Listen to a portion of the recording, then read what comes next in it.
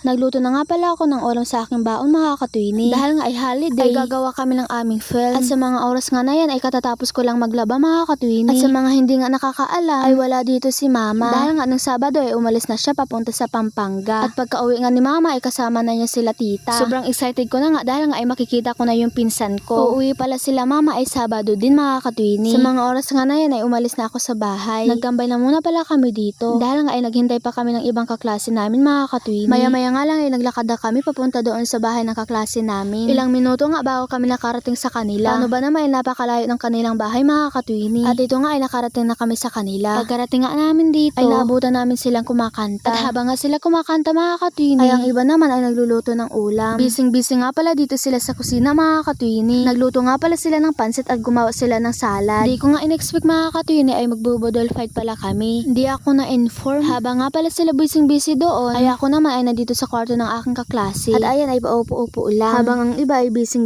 Lumabas lang talaga yung katwini para kumain.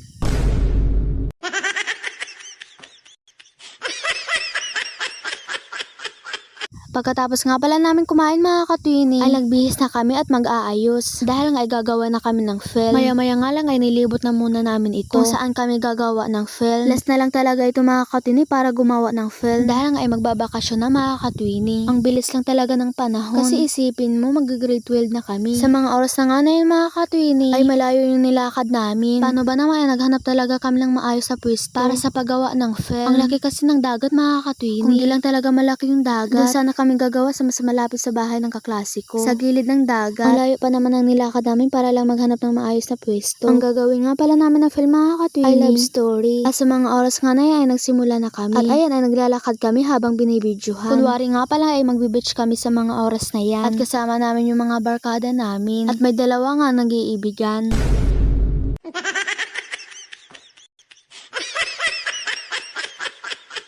Sa tingin ko lang yun yung gagawin nila mga katwini. Maya-maya nga lang ay malapit na kami kung saan kami magpupwesto. At ito nga ay nakarating na kami mga katwini. Napakaganda nga pala ng view dito. Pagkarating nga pala namin dito mga katwini, ay imbis nga unang gawin namin sa paggawa ng film, ay una talagang ginawa nila dito ay nag-picture.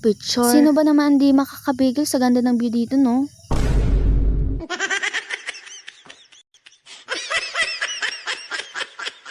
At ayan nga ay nagtipon-tipon na muna kami dyan para videohan. Pagkatapos nga pala mga katwini, ay lumipat kami ng pwesto. Dahil nga ay dalawa naman yung bibidyohan. Kaya nga pala yung mag-couple. Di na muna kami umuwi dahil nga ay nagpicture-picture na muna kami dito. Sulitin natin yung araw na magkakasama-sama pa tayo. Dahil nga ay sa susunod na pasukan, iba-iba naman yung ating magiging kaklase. Maya-maya nga lang mga katwini ay umuwi na kami. Bago ko nga pala tatapusin ang aking vlog mga katwini, huwag kalimutang mag-follow, like and comment. Thank you for watching. Bye!